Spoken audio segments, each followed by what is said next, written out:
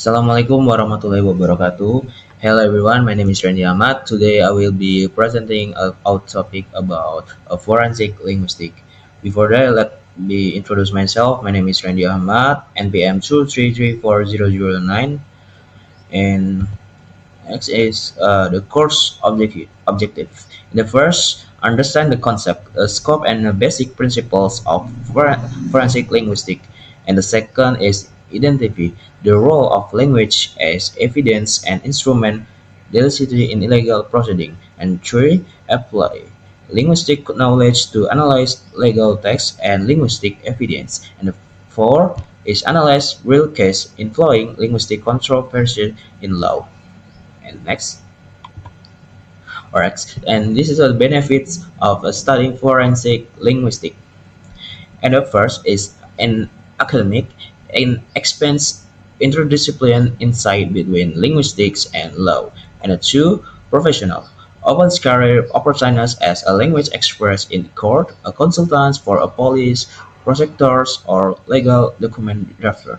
And the three is social aids and the legal process in becoming fairer by uncovering meaning, intent, and identity through scientific language analysis. And four is personal, enhance analytical skills and sensitivity in using language precisely, especially in formal and legal contexts.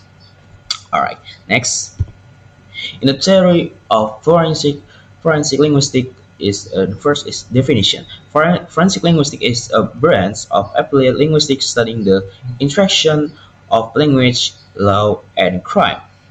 In the key definition is John Svartik, 1968, the pioneer who first used the term to analyze defense statements. And the two is International Association of Forensic Linguistics. Forensic linguistics involves the application of linguistic knowledge to matters of law, including analysis of the language used in legal context and language evidence in judicial proceedings. And last is simple. The forensic linguistics is the science of investigating language to answer legal questions such as who wrote this and what was the intent meaning, is this a threat, was the consumer missile. Alright, in the next is scope of forensic linguistics. In the three main scopes. In the first is the language of the law, analysis of the language that constitute the legal system itself. Example, statute, contracts, and regulation. And the second is language in the legal process, and analysis of language used during legal proceeding. Example, police interviews, courtroom testimony, jury instructions, judge rulings. And the three is language as evidence. Language that serves as instruments delicity, a means of crime, or as evidence in investigation. Example, threats, fraudulence, message, plagiarism, duplicate wills, and authorship attribution. Alright, next. Examples for each scope. In the first, the language of the law.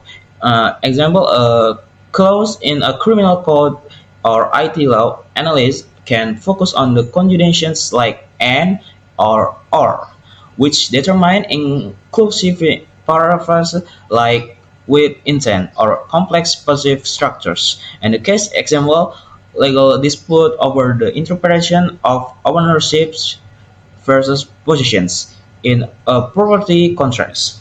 And the second is language in legal process. For example, a transcript of witness examination analysis can identify leading questions. For example, did you see him hit the victim? Or natural question is, what did you see at the time? And the case example, incompetence testimonies due to psychology pressure from interrogation techniques.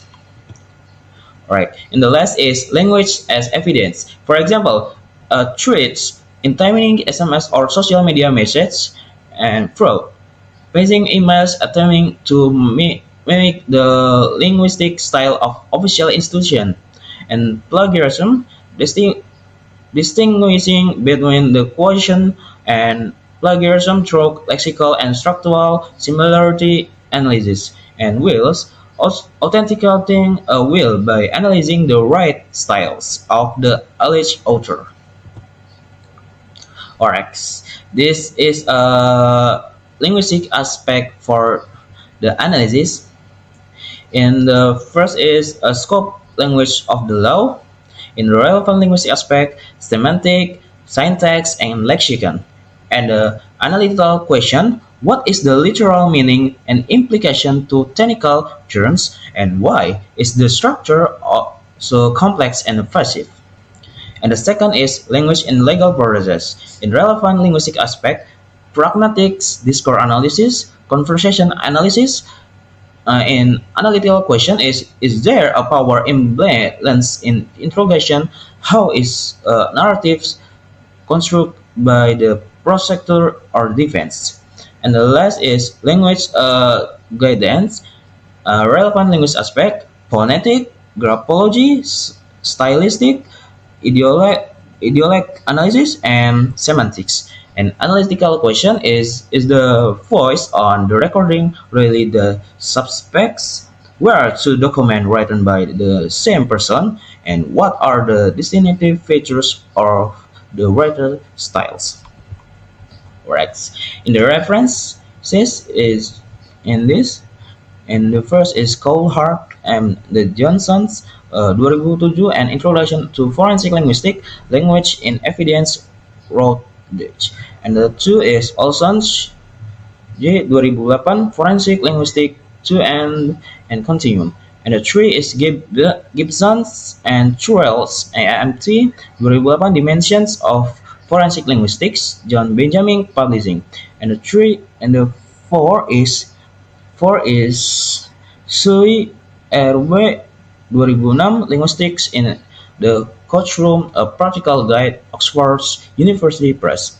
And the five is Svartvik J 1968 The Event Statements, a Case for Forensic Linguistics, University of Göteborg. And the last is website International Association of Forensic Linguistics.